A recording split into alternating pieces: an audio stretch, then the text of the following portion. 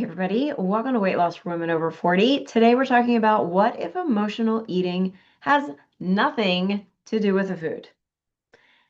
We're continuing with the Craving Your Truth series, and I am loving this topic today because I think it's really important, especially for those of you that are heavily into dyer's mentality. So make sure you stay for this episode. Before we dive into it, I want to welcome you to Weight Loss for Women Over 40 podcast. I'm your host, Nicole Ternay. And if you are in my world, especially on my email list, you know that I am transitioning into a new brand. I'm branding under my name, Nicole Ternay. And MavenHeart is part of that branding. And today of this recording, MavenHeart Podcast has launched. I launched the trailer episode, so you can go check that out. You can go watch it on the Maven Heart channel over on YouTube. Just put in Maven Heart and I should come up and you can watch it, which I highly encourage because there's a video component in there in the beginning. And then I tell you about the podcast. So I would love for you to go watch it. Let me know what you think. I'm really happy with how it all came together. Or if you want to listen on podcast, you can listen to it on Apple or Spotify. I mentioned before, I believe, that this podcast is now going to be coming out on the weight loss podcast is now going to be coming out on Thursdays. So you can definitely check that out. Mavenheart will be coming out on Tuesdays. So on Tuesdays and Thursdays, put me in your ears and check out the podcast. So if you haven't heard about my Mavenheart podcast, let me tell you what it's about. The podcast is for women who have lived through the breaking point when everything really familiar starts to fall apart and your identity goes with it. So, inside the Maven Heart podcast, you're going to be hearing real stories from some incredible guests that I have lined up who have faced those tough moments head on, who have felt loss, who have gone through some scenarios what I don't even feel like is like justifiable. Some horrific things, which I don't think anyone should have ever gone through. But because they did, they were able to use that moment in time, that trauma that they had, and rebuild. And they rebuilt a life that no longer fit them anymore, right? They thrived. So the guests that I have on, oh my gosh, incredible stories. So make sure you tune in for the guest episodes. And also, I'm going to be doing some solo episodes where I'm going to be bringing you back to you. We're going to be cutting through the noise, challenging your patterns, and showing you what it actually takes to rebuild from your core. Maven means expert, heart means core. Really, the whole premise of Maven Heart is to get back to who you truly are, to really become an expert at your inner knowing, your inner core. Who are you deep down inside? Because a lot of us are operating on these shells that we've put on top of us, this armor to protect us from traumas and patterns and conditioning and environment and things that we went through in our childhood. And it's time to take those off. It's time to find out who you truly are. Because if you, like me, were wandering around thinking you knew yourself, and then realize the situation that you were in was far from what was healthy. When I learned that and I understood that I needed to go back to who I was and who I am truly at my core, it was amazing the things that I uncovered. That is what we're going to be diving into on so many other levels, not just about me, but like so many other levels about how patterns shape us and how we can take off those shells and really step into that next chapter. So, I hope that you will come join us over on the podcast. Again, it drops every Tuesday. You can hit subscribe on the YouTube channel. Like I said, it'll be on Apple, it's on Spotify. I'm sure my host platform, which is Podbean, will sprinkle it out. I don't know how long that actually takes, but eventually, like this podcast, it'll be everywhere. It'll be on Audible, it'll be on iHeart, Sirius XM, I think it's on Pandora. We're on Pandora right now, so it'll be everywhere. So anyway, go check it out. It's MavenHeart. You will find me. There's not too many Maven Hearts out there, so definitely go over there and hit subscribe. In the meantime, you can also check out my new website. It's NicoleTernay.com. NicoleTernay.com. And while you're over there, take the MavenHeart archetype type archetype quiz.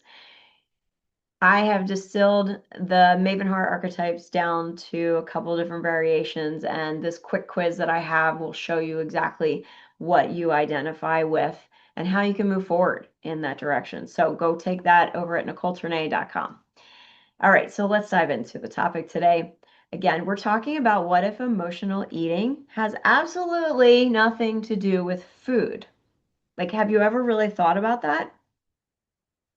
So I want you to imagine a moment where you're not really hungry, not at all, but you're in your kitchen anyway. You're opening up cabinets and you're closing it. And you're looking around, kind of wandering around in the pantry.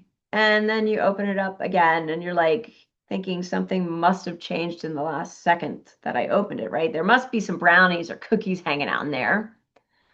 And then it hits you. It's like, I just want something, right? It's not a meal. I know you've had this experience because I have this too. It's like, I just want something to eat.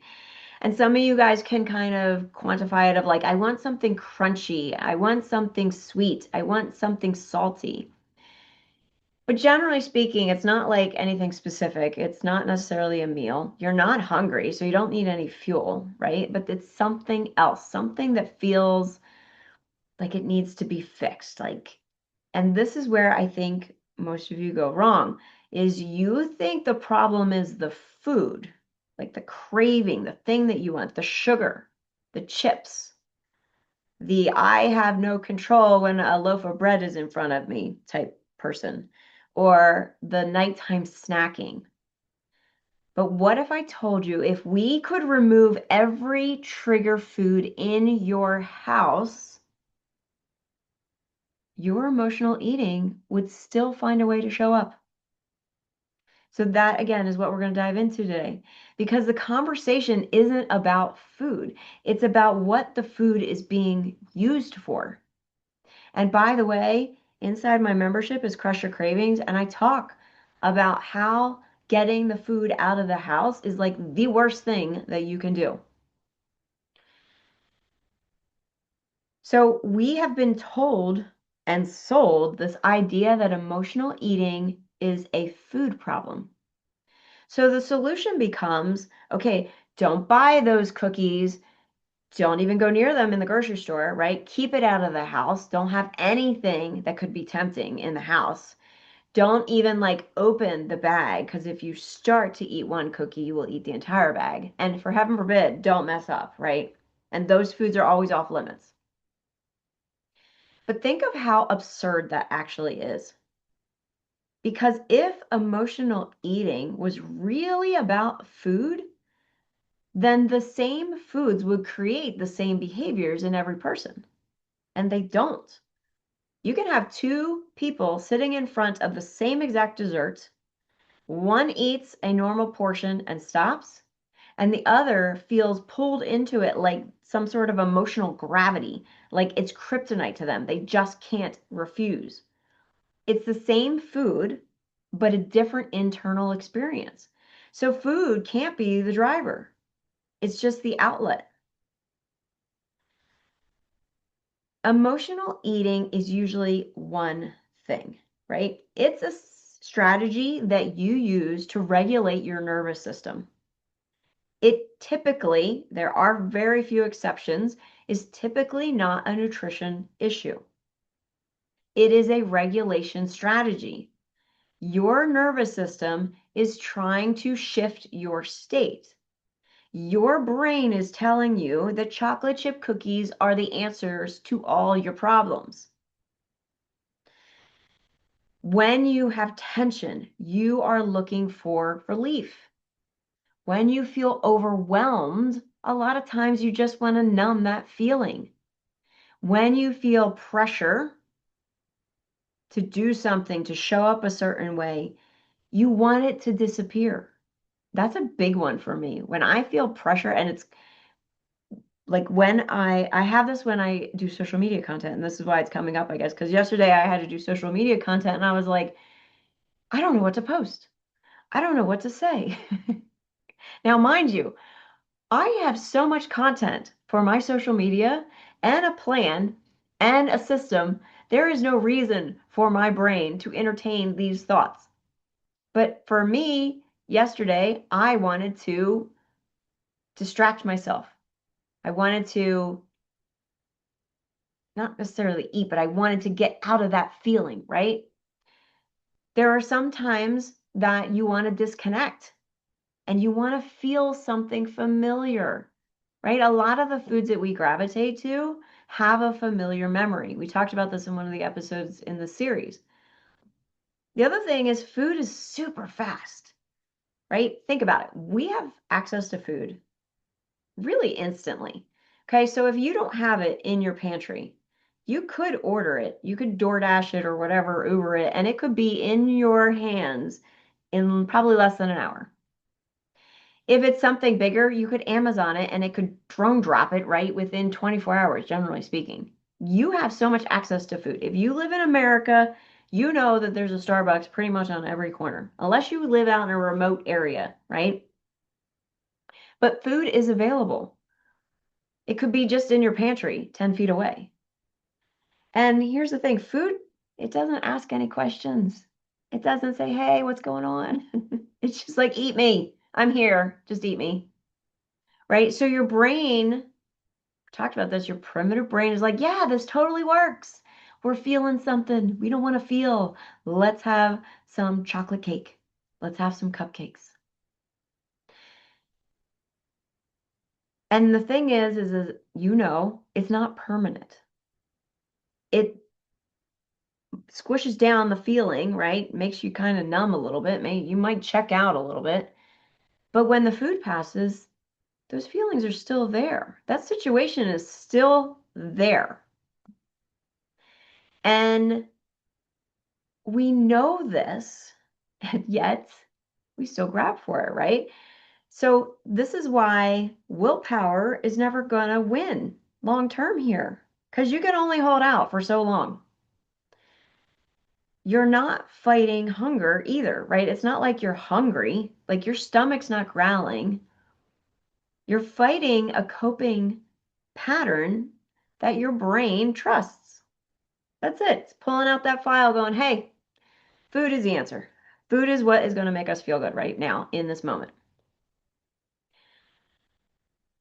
You don't actually crave sugar. You crave what happens when you eat the sugar, or what after that sugar touches your lips, touches your tongue. That moment of the squish of the sugar in your mouth.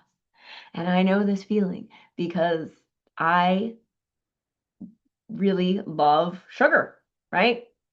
I definitely had some cravings for sugar. One of my kids just came home.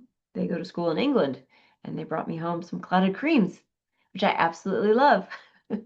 So if you've never heard of clotted creams, they are like fudge, sort of, and they're really good. And it's just pure sugar, and it just melts in your mouth, and it's yummy. But again, that's me having memories of when my mom went to England, came back with some clotted creams. We're talking, I was 17 at the time, many, many moons ago. And I remember having clotted creams and have been on the hunt ever since to find clotted creams. And they don't really exist in the US as far as I know. But when I was in UK, when I was over in England, there's clotted creams everywhere, right? So I have that memory of that sugar, how it feels in my mouth, how it tastes on my tongue, right? And in that moment, you don't have to think about anything. You just thinking about the pleasure that you're having that's dancing in your mouth. And like I said, you're probably checking out. You're numbing your system. That is the real reward loop. It's not the actual sugar, it's the dopamine hit that you're getting, the memories that are flooding in. And if you don't understand that, you're going to spend years trying to solve the wrong problem. This is my biggest frustration with the weight loss industry. They are focused on the external stuff. You need to work on the internal stuff, the core stuff, not your abs, your core, in the sense of what's going on in your brain. What are the conditions? What are the patterns that you are operating on a daily basis that are not giving you the results that you want? A lot of you are like, you're just going to be like, suck it up, buttercup. I just need some more discipline. But discipline doesn't regulate emotions. This is like having an overbearing authoritarian parent. How did you feel with that? Probably nothing, because you weren't allowed to feel feelings. So discipline is not the answer. Yes, you can have integrity in saying you are going to follow through with whatever it is you say you do, because that's discipline, right? If you say, I'm going to work out 3 days a week and I'm going to eat when I'm hungry, and you don't do that, that's not discipline. That's your integrity.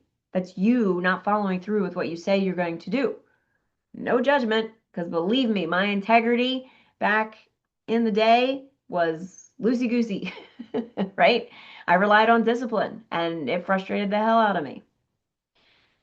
Discipline doesn't regulate your emotions. It suppresses them. It pushes them under the rug. Suppressed emotions do not disappear. They bubble up. They get bigger. It's like the monster in the closet. They will resurface later while you're standing in the kitchen, usually when you're tired or alone or finally done performing, doing all the things, all the tasks for the day. So let me say this clearly. If you only address the food, you will stay stuck, because the food is not the issue. The food is the language your nervous system uses when it doesn't know what else to do. So instead, start asking, instead of asking, how do I stop doing this? Like, how do I stop eating this? Why can't I stop eating this? Start asking more useful questions of yourself. What just happened inside of me right now before I wanted this? What is going on, right? And you can look at your external situation. Maybe you just got into a huge fight with someone. It's not about the fight, though. It's about what you are making that fight mean about you. So if you just had a big fight and you're like thinking, I'm not good enough to be in this relationship, there's a lot of shame and a lot of judgment that comes up. And your brain, say it with me, will say, chocolate chip cookies are the answer, or whatever your thing is. So when you start asking yourself different questions of like, okay, it's interesting that I want to go grab cookies or whatever it is. What's going on? Not in drama land, right? We're not like, oh my gosh, why did I grab the cookie? Like, what's going on? No. If you are in drama land, your primitive brain is driving your bus. Your little girl is taking the wheel, right? And you don't need to like go into this deep dive therapeutic, you know, sitting in the fetal position of like, oh my gosh, my childhood, right? You can, and I do think that's very cathartic at some point, but in that moment, just ask yourself really honestly, very neutral, like what's going on? Because there's always going to be a moment there's that trigger moment. There's a shift in your feelings. There's a shift in your thought. Something triggers you. Something, maybe you feel depleted, like physically. Something is going on before the thought of I need chocolate chip cookies comes in. It's a behavioral, I don't want to say problem, issue. It's not, because you don't need to be fixed, right? You eating a bag of chocolate chip cookies is technically not a problem unless you make it a problem, right? If you want to lose weight, eating a bag of chocolate chip cookies probably is not going to get you the results that you want. It's the shame and guilt after that that is doing the most of the damage, right? The judgment, the why did I eat those cookies? Why can't I control myself? All the stuff, right? And I think you miss it a lot of times and you go on autopilot. And I get it. Believe me, I get it. I get why you just don't want to deal with it. And it's because you don't understand what's going on underneath all that. That is what I work on with my clients. That is the secret sauce to getting the body that you want and the life that you want. And a lot of you just go straight to the kitchen, to the food, you numb and you repeat. Because after you eat, you have all the shame and guilt and all the stuff. And then you feel bad and you're like, either screw it, I might as well just keep going. Or you shame and berate yourself and either beat yourself up in the gym or you think you're gonna, jump back on the wagon of the strict diet, which only rebounds you one more time again. But the cycle has to end. And it ends by looking at what your patterns are, looking at what's going on between your ears. So the real pattern underneath emotional eating, if we slow it down, like it usually looks like this. You spend the day, first of all, your alarm goes off and you probably haven't gotten enough sleep. Then you get up, and depending on what your life situation is, maybe you're taking care of kids, maybe you're getting ready to go to work, or both, you are immediately into the mode of go, go, go, do, do, do.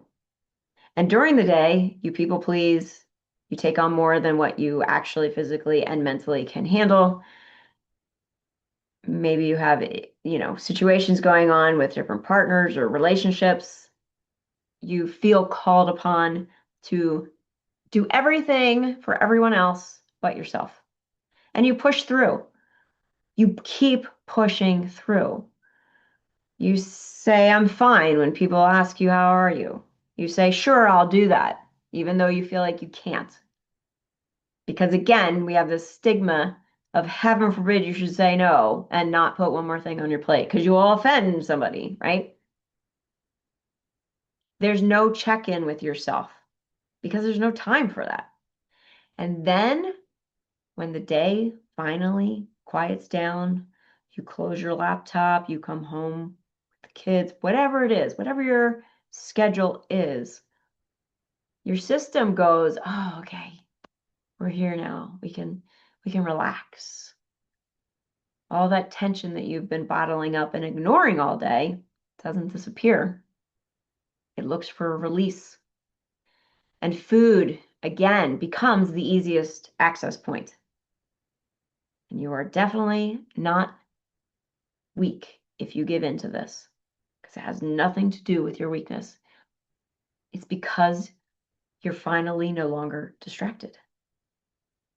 And this is why emotional eating tends to happen at night, because night times are quote unquote dangerous, because nights are truly honest. You're usually with yourself at that point. So, what can we do instead? Right? We are not going to control the situation anymore. We are not going to try to control ourselves anymore. No more suck it up, buttercup. No more, I just need to be a little bit more disciplined. I just need to force myself.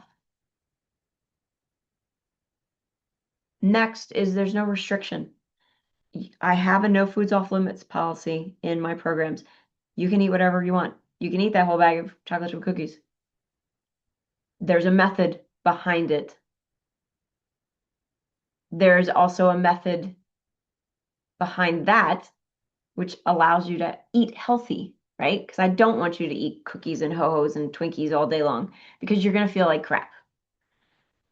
You do want to have some sort of food that is healthy for you, but you really truly can eat whatever you want and lose weight. So there's no restriction, right? You're not going to punish yourself anymore. You're not going to punish yourself for having the ping pong match in your head of like, should I eat it? Shouldn't I eat it? I shouldn't eat it. I really want to eat it. You're not going to punish yourself if you do eat it. Because again, that kicks off the cycle, the guilt and shame cycle of overeating, of emotionally eating. That cycle will kick in repeatedly because you are shaming yourself. You interrupt the pattern by noticing what is going on with you, not the food, because the food can just sit there. Notice what you're doing. Notice the moment you have the thought of, oh, I should go in the kitchen. Notice the moment you reach for the pantry. Notice the moments when you're in the pantry looking for something to eat when you're not hungry. Notice what is actually happening inside of you, right? It doesn't have to be perfect or anything like that. Just be honest with yourself. I'm feeling overwhelmed.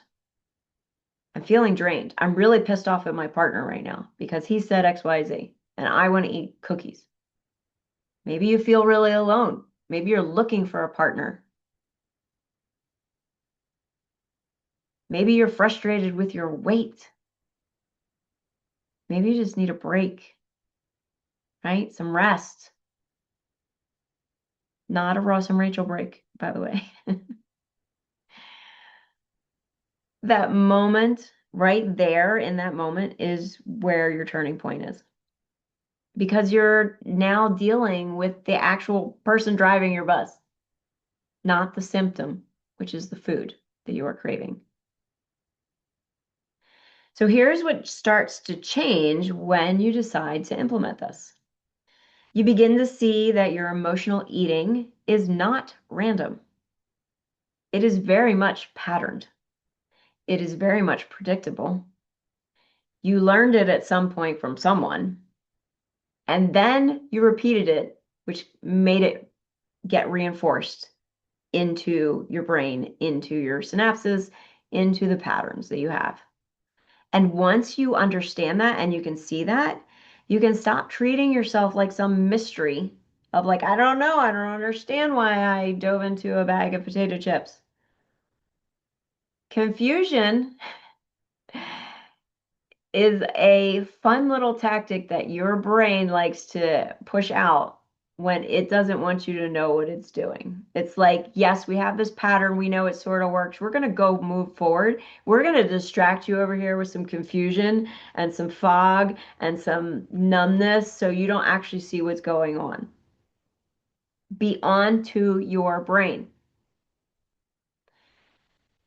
Once you start seeing this, you're going to see yourself more like a system, right? More like patterns, and you're going to finally understand, right? You don't need to eliminate cravings. Cravings will never really go away. They do lessen, especially if you take my Crush Your Cravings course.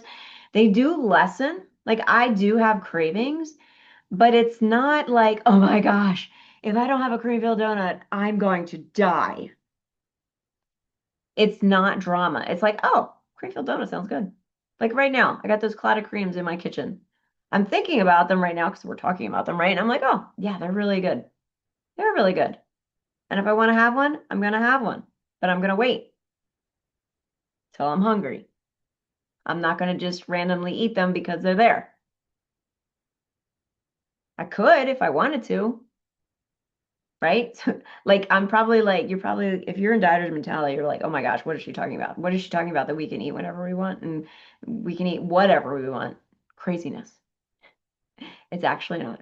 And I teach you all this in one of my programs. It's called Master Your Mind to Change Your Body, which is now housed inside the membership uh, program, which is the MavenHeart membership. You can check it out on the website, NicoleTernay.com. But once you understand this, you will understand why you want to grab the chips or whatever. And again, because right now this pattern is running on like autopilot, and a lot of times you can't catch where you're at in the process, but just know that something's going on. And when you have that awareness, then you know how to adjust it, right? Because again, our brain is offering us, is trying to offer us a solution, right? It is on our side. It is trying to help us not be in pain. Remember, the primitive brain doesn't want you to feel pain. It wants you to feel pleasure. It wants you to live. And if it signals, if you are signaling pain, it thinks death is not far from that. Remember, your brain doesn't know the difference between reality and fantasy, right? You're not going to die if you don't eat that cream-filled donut. You may feel like you're going to die, but you're not. So your brain is trying to offer you a solution, right? And you know, on a matter of fact way, that's not going to serve you long term. You having an argument with your spouse and eating cream-filled donuts does not solve the problem of the argument with your spouse and the relationship that you have with that spouse. It solves the solution of, I'm going to numb, I'm going to check out right now so I don't have to deal with these feelings. And then I'll deal with the later, the aftermath of eating the donut and still have the aftermath of the relationship. It's not going to serve you long term. So until you replace that file folder, that pattern, your brain is just going to keep offering it up to you. And again, your brain is very sneaky. It will offer up it in different ways and in different scenarios. And sometimes if you're not on to yourself, it can be sneaky. I'll just leave it at that. So the last thing I really want you to hear is, again, you're not dealing with a food issue. You are dealing with a patterned response to an emotional overload. And food just happens to be the tool that got wired in, which means this is not about being perfect. It's not about doing it perfectly. It is about awareness, because awareness will break that autopilot. And autopilot is what keeps emotional eating alive. So once you understand what your autopilot file is, you'll be able to redirect, right? Not about the food. It's the unconscious pattern that you're operating on. So the next time this happens, because it will, you don't need a new list of what you're allowed to eat. You do not need to clean out your pantry. You do not need to go grab some diet. You need a moment of honesty with yourself. Just one. What is actually going on with me right now? Because the answer to that question is always going to be way more useful than anything in the pantry. And that is what we are really doing in this whole Craving the Truth series. And this is the last episode of the series. So I want you to, if you missed all the other ones, go back and binge listen the last couple episodes, especially if you enjoyed this episode. You're going to get a lot of value out of the last couple episodes. And if you go back before that, there's another series. I think there's actually 2 more series before that on different topics. So go check them out, right? Binge listen to the podcast. They're usually pretty short. And I always hear from people like, oh my gosh, I totally binge listened to the podcast, right? So we are not controlling food, right? We are understanding the truth that's underneath why you're grabbing the food. So I want you to know that, again, as I'm transitioning into my new brand, I still will be helping you to lose weight. And that is going to be inside the MavenHeart membership and also in private coaching. So if you need additional help putting these pieces together, come on over to me and let's start with losing the weight. And then you can see how my method will also help you in so many other areas of your life. All right, next week we are diving into a new series. So hit that subscribe button. And until the next time we speak, take care.